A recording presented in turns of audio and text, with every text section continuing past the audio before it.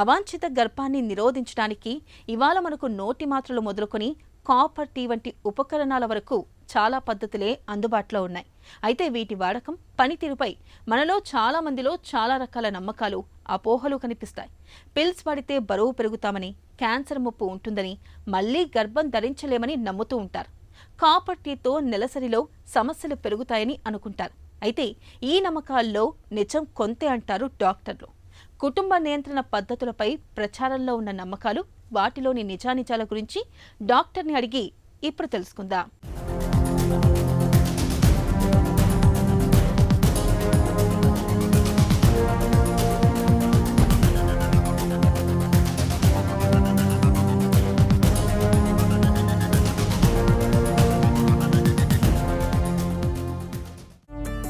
గర్భ నిరోధానికి నోటి మాత్రలు వాడితే బరువు పెరుగుతారా?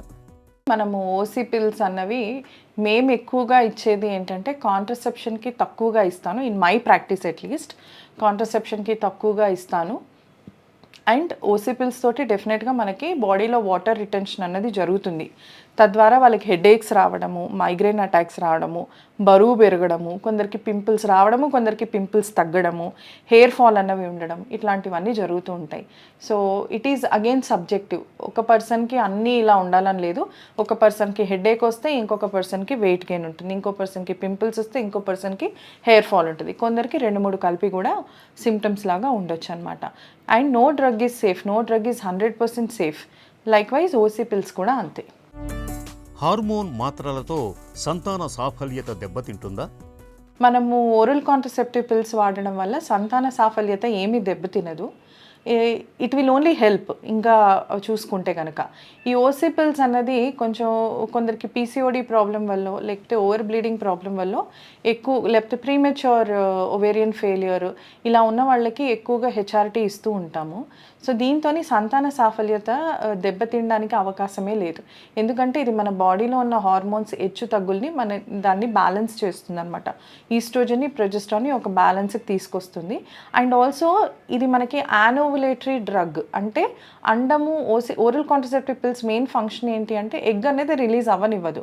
సో తద్వారా ఏంటి, ఎగ్స్ అన్నవి వేస్ట్ అవ్వకుండా మీరు ఎప్పుడైతే ప్రెగ్నెన్సీ కావాలి అని అనుకుంటున్నారో మీకు ఒక 6 months వేసుకుంటే 6 months ఎగ్స్ అన్ని సేవ్ అయినట్టు. సో అట్లా ఏఎంహెచ్ అన్నది కూడా మీకు ఇంకా దాన్ని సేవ్ చేస్తుందే తప్ప ఎటువంటి కోణంలో కూడా మనకు అది సంతాన సాఫల్యతనైతే మనకి దెబ్బతీయదు. కాపర్ టీతో నెలసరిలో సమస్యలు పెరుగుతాయా? కాపర్ టీతో నెలసరి సమస్యలు ఇనీషియల్గా పెరుగుతాయండి.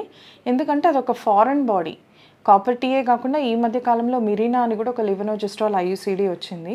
సో మనకి దీంతో ఏంటి అంటే ఈ మిరీనా కానీ కాపర్ టీ కానీ, కాపర్ టీతో ఎక్కువ మెనరేజియా చూస్తాము పెట్టాక. ఒక ఫస్ట్ 3 cycles బ్లీడింగ్ అన్నది చాలా గడ్డలుగా పోతుంది. సో పేషెంట్స్ కన్ఫ్యూజ్డ్గా వస్తారు, మేడం ఓవర్ బ్లీడింగ్కి కాపర్ టీ పెట్టారు, దాంతో ఇంకా మనకి తగ్గలేదు కానీ పెరుగుతుంది అని అంటారు. ఇక్కడ కాపర్ టీ అంటే లివెనోజెస్ట్రాల్.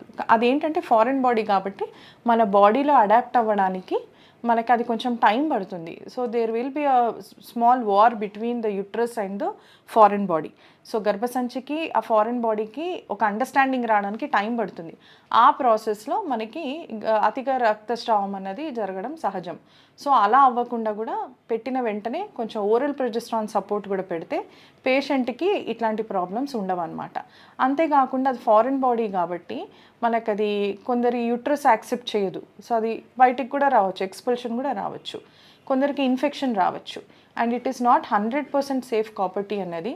ఇట్ ఈస్ లైక్ మనకు ఒక 1-2% ఎక్టోపిక్ ప్రెగ్నెన్సీ కూడా వచ్చే ఛాన్స్ ఉంటుందన్నమాట. ఎక్టోపిక్ ప్రెగ్నెన్సీ అంటే నాట్ ఇన్ ద యూట్రస్, గర్భసంచిలో కాకుండా ట్యూబ్స్లో, ఓవరీలో ఇంకెక్కడన్నా మనకి ప్రెగ్నెన్సీ అనేది రావడం జరుగుతుందన్నమాట.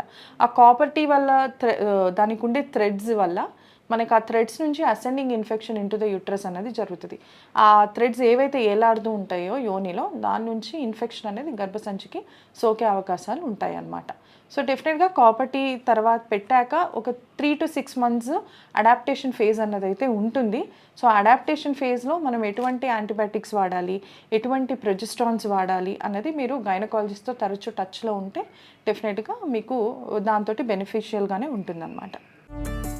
నోటి మాత్రల్ని ఎక్కువ కాలం వాడకూడదా? ఓసీ పిల్స్ అన్నవి మనకి లో డోస్ నుంచి హై డోస్ ఉంటాయన్నమాట. Low dose OC pills are always the best. అది కొంచెం ఎక్కువ కాలం వాడినా కూడా మనకేమీ ప్రాబ్లం ఉండదు. కాకపోతే హై డోస్ ఓసీ పిల్స్ వాడడం వల్ల మన రక్తంలో చిక్కదనం అన్నది పెరిగి మనకి థ్రాంబస్ ఫార్మేషన్ అన్నది జరగచ్చు. అందులో ఎండాకాలంలో మనం డీహైడ్రేటెడ్గా ఉన్నప్పుడు లేకపోతే నార్మల్గా కూడా డీహైడ్రేషన్లో ఉన్నప్పుడు ఓసీ పిల్స్ బీపీ ఉన్నవాళ్ళు, లేకపోతే ఒబిసిటీ ఉన్నవాళ్ళు, లేకపోతే ఫ్యామిలీ హిస్టరీ ఆఫ్ కోయాగులేటివ్ డిజార్డర్స్ అంటే బ్లడ్లో కొన్ని ప్రాబ్లమ్స్ డిసీజ్ ఉండే ఫ్యామిలీ హిస్టరీ కనుక ఉంటే అలాంటి వాళ్ళలో స్ట్రోక్ కానీ థ్రాంబోసిస్ కానీ ఇంటెస్టైనల్ థ్రాంబోసిస్ కానీ మనకి జరిగే అవకాశాలు అయితే ఉంటాయి. సో అందుకనే మనము ప్రిస్క్రైబ్ చేసేప్పుడు పేషెంట్ వెయిట్ ఏంటి, పేషెంట్ ఫ్యామిలీ హిస్టరీ ఏంటి, సో ఆ ప్రిస్క్రిప్షన్ అనేది పేషెంట్ టు పేషెంట్ అనేది వేరీ అవుతుంది అనమాట. పేషెంట్కి హార్ట్ ప్రాబ్లమ్స్ ఏమన్నా ఉన్నాయా, బీపీ ప్రాబ్లం ఏమన్నా ఉందా, షుగర్ ఉందా, ఒబెసిటీ ఉందా, ఇవన్నీ మనం చెక్ చేసుకొని పేషెంట్కి లో డోస్ ఓసీపీలు అయితే సేఫ్టీయా లేకపోతే హై డోస్ ఓసీపీలు అయితే సేఫ్టీయా, ఏది అవసరం అన్నది ఒక ప్రాపర్ హిస్టరీ తర్వాతే మనం ఇవ్వగలం. నోటి మాత్రలతో రొమ్ము క్యాన్సర్ వస్తుందా? నోటి మాత్రలతో కొన్ని క్యాన్సర్లు తగ్గితే కొన్ని క్యాన్సర్లు పెరుగుతాయి. అందులో పెరిగే వాటిల్లో రొమ్ము క్యాన్సర్ ఒకటి, లివర్ క్యాన్సర్ ఒకటి, అంతేకాకుండా సర్వైకల్ క్యాన్సర్ ఒకటి. ఆల్రెడీ పేషెంట్కి కనుక హెచ్పివి వైరస్ అటాక్ అయ్యింది అంటే ఇది ఇంకా అడిటివ్ ఎఫెక్ట్ ఉంటుంది. అందుకే ఎంతకాలం వాడాలో అంతకాలం వాడాలి. పోతే ఇవి పెరిగే క్యాన్సర్లు అయితే తగ్గే క్యాన్సర్లు కూడా ఉన్నాయన్నమాట. Like endometrial cancer, ovarian cancer and also colorectal cancer. Endometrial అంటే గర్భసంచి క్యాన్సరు, అండాశయం క్యాన్సరు అండ్ పేగుల క్యాన్సర్, ఇవి తగ్గే అవకాశాలు ఉంటాయి. రొమ్ము క్యాన్సరు, లివర్ క్యాన్సరు, గర్భసంచి ముఖద్వార క్యాన్సర్లు పెరిగే అవకాశాలు ఉంటాయి. బిడ్డకు పాలిస్తున్న కాలంలో గర్భం వచ్చే అవకాశం ఉండదా? బిడ్డకు పాలిచ్చే తల్లుల్లో కొందరికి పీరియడ్స్ అన్నవి వెంటనే వస్తాయి, కొందరికి పీరియడ్స్ రావు, కొందరికి 10 నెలలు కూడా రావు, కొందరికి 2 సంవత్సరాలు తల్లిపాలు ఇస్తుంటే 2 సంవత్సరాలు కూడా పీరియడ్ రాదు. దీన్నే లాక్టేషనల్ ఎమెనోరియా అంటారు. డజంట్ మీన్ ఎగ్ రిలీజ్ అవ్వదు అని. మీకు ఎంత పీరియడ్ రాకపోయినా కూడా అండాశయం అది చేసుకునే పని అది చేసుకుంటూనే ఉంటుంది అనమాట.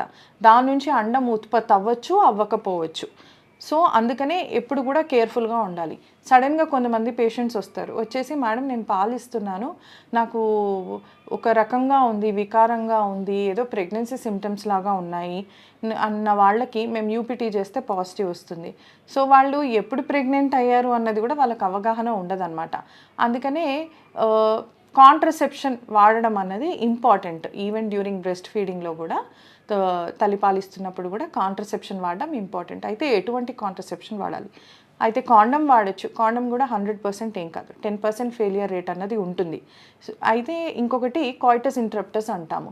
కాయిటస్ ఇంటరప్టస్ అంటే కాండం లేకుండా కలుసుకోవచ్చు, కాకపోతే ఆ వీర్యాన్ని బయటపడేస్తారనమాట. ఇది కూడా 100% అంటే ఇది కూడా 100% కాదు. ఆ వీర్యం వచ్చే ముందు మనకి సెమినల్ ఫ్లూయిడ్ అని ఉంటుంది, అందులో కూడా కొన్నిసార్లు స్పర్మ్స్ ఉండే అవకాశాలు ఉంటాయి. ఇది అందరికీ జరుగుతుందా అంటే ఆ ఫెయిలియర్ అన్నది అందరికీ జరుగుతుందా అంటే అందరికీ ఏం జరగదు, ఎక్కడో కొందరికి జరుగుతుంది. అంటే ఇప్పుడు మనం 100లో కనుక తీసుకుంటే 5 to 10, ఆ 5 to 10 వచ్చిన వాళ్ళకైతే అది 100% అన్నది అయితే జరుగుతుంది అనమాట. గర్భనిరోధక మాత్రలతో సుఖవ్యాధుల నుంచి రక్షణ లభిస్తుందా? గర్భనిరోధక మాత్రల నుంచి సుఖవ్యాధుల నుంచి అయితే ప్రొటెక్షన్ అయితే ఉండదండి. ఇదేంటంటే ఓన్లీ హార్మోన్స్ని హ్యాండిల్ చేస్తుంది, అంతేగాని మనకి సెక్షువల్గా ట్రాన్స్మిట్ అయ్యే డిసీజెస్ని అయితే దానికి ప్రొటెక్షన్ అయితే ఉండదు.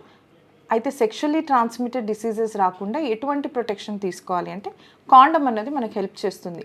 ఫీమేల్ కాండం అయినా మేల్ కాండం అయినా, కాకపోతే మనకు మార్కెట్లో ఎక్కువగా అవైలబుల్ ఉన్నాయి అయితే మేల్ కాండమ్స్. సో మీకు సుఖవ్యాధులు రాకుండా కాంట్రసెప్షన్ కూడా కావాలి అనుకుంటే 10% ఫెయిలియర్ రేట్ రిస్క్తోని మీరు కాండం అన్నది వాడచ్చు. 10% ఫెయిలియర్ రేట్ కూడా వద్దు మేడం అనుకుంటే కనుక డబుల్ కాండం వేసుకొని సుఖవ్యాధుల నుంచి మీకు విముక్తి తెచ్చుకోవచ్చు. కుటుంబ నియంత్రణ కోసం వాడే పిల్స్, కాపర్ టీ వంటివి చాలా వరకు సురక్షితమైనవే. వీటి వాడకం వల్ల బరువు పెరుగుతామని, నెలసరిలో సమస్యలు వస్తాయనుకోవడం పూర్తిగా అవాస్తవం. అవాంఛిత గర్భాన్ని నిరోధించేందుకు ఈ పద్ధతుల్ని నిస్సంకోచంగా వాడుకోవచ్చు.